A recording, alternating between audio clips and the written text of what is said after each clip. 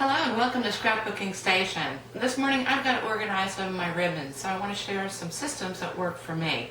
Let me show you a couple photographs.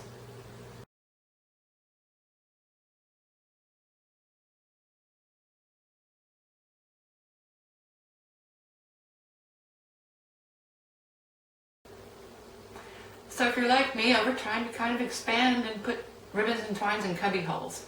So we're going to go back into my workshop and then we're going to talk about some of these systems. Okay, my absolute favorite way to store ribbons and twines is on these project cards. So this is a box I got a long time ago.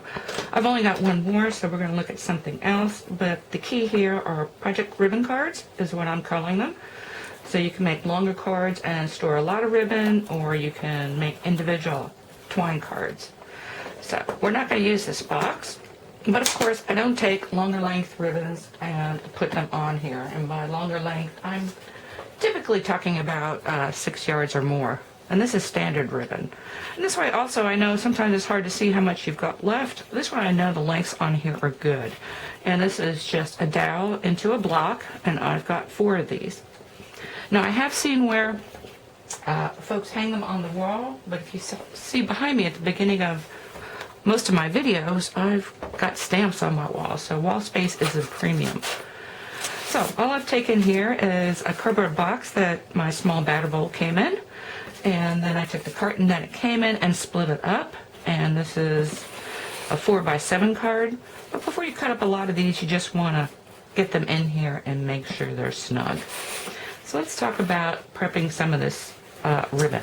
So I've got one of my cards, and I prefer not to attach the bottom of the ribbon. I'm not going to go around and spool these, but when I've got a spool of ribbon that's somewhere between 1 and 6 yards, this is the way I store it. So let me finish wrapping this. I've got this wrapped around here, and now all I prefer to do is take a straight pin, and these are the finer straight pins. I've got tons of them.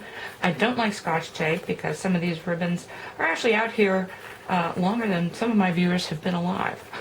And it does leave a residue. Also, having little teeny-weeny pieces of tape is kind of a pain in the butt, and this way when I want to use it, I just take off as much as I want to. If I end up on this side, I'm good to go. I just stick it on this in this direction. The other thing you could do is, once you have your card set up, is use a rubber band. I've seen a lot of people do this. I don't like it only because it's kind of a pain to unravel. When you're working in card lengths for greeting cards, maybe not so bad, but when you're working on lengths for a scrapbook, that can be cumbersome. Not only to wrap, but also to use. Okay, the other thing I like to put on here is anything on a spool. I can't stand having spools laying around, and it really just kind of depends on the thickness. Whether I'm going to just put a sample, which I'm going to talk about in a little bit, or the whole roll. In this case, I'm going to use the whole roll. Again, I want to start off just holding it down. And then I'm going to go ahead and wrap the entire spool, and this is a thick baker's twine, and be pretty willy-nilly about it, and then be back. Okay, when I finish anything this thin, I prefer to put a little clip in my card, and actually I do it on both ends, so whenever I take out a length, I've got it ready to just go ahead and tuck in there, and that's going to stay.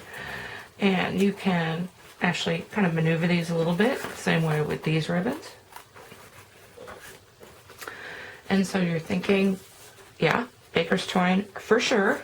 I mean, they do come on these cards.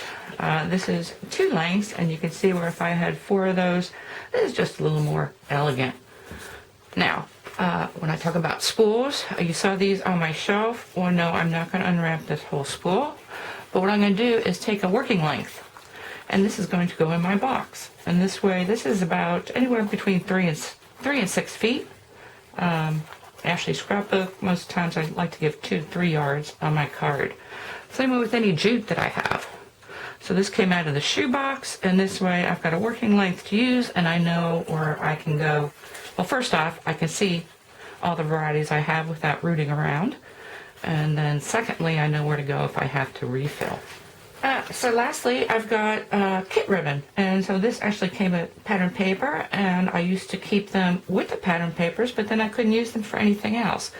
Typically they're shorter lengths, so this works really well. And of course, you could always write what you've got there. So if you're keeping a track of specific colors, that works well also. Now the only thing I haven't done is my lace, and that's because I plan on actually rolling it, and this is another way to go.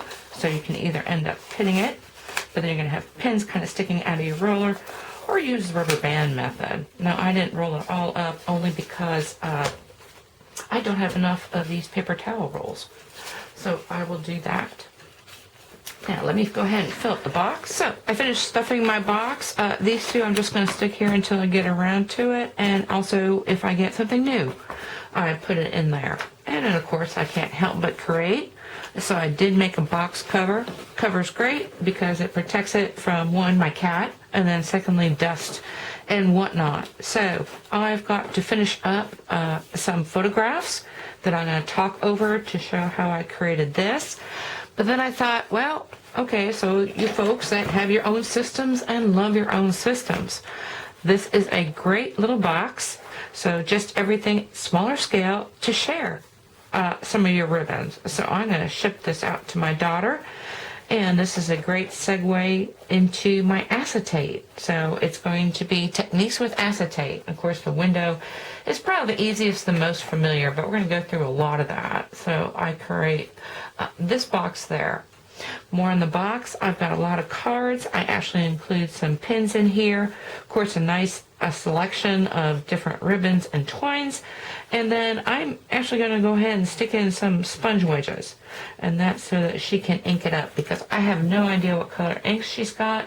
And this way, a lot of these ribbons and twines can be used for pretty much anything. Anyway, like I said, I'm going to finish up with the how to create the lid, actually for any box. And I hope you took something away with you can use in your own paper crafts. Thanks for watching. The first thing you want to do is go ahead and flip your box over and measure the top. Then add about 1/4 inch and decide on how long your sides are going to be. The longer the sides, the more snug the fit. So do that, and then when you make your base card, you want to go ahead and cut it the top times 2 plus 2 times your side widths. Now scoring is directional on most cardboard, so just you have to be a little tough about it. Go ahead and score along all 4 sides, and that's going to give you your top and sides. Now you want to go ahead and take, and I always have my measurements with me, but go ahead and cut the corners off, and that's going to give you your tabs. I like to put a tab on every side, and that's going to tuck into your box cover. But before you do anything else, I want you to go ahead and fit that around, just hand hold, to see how it's going to fit. Now, to make your window, I always like to put a template on, so whether you use an Olfa cutter or you use scissors to cut the hole, go ahead and cut the hole now. Next thing you want to do is go ahead and add that acetate. Just remember it's kind of slippery, so hold it in place. And then the last thing you're going to do is go ahead and decorate. Now you want to do that before you actually glue the sides in, just in case you want to put in holes. So putting holes is always better on a flatter surface.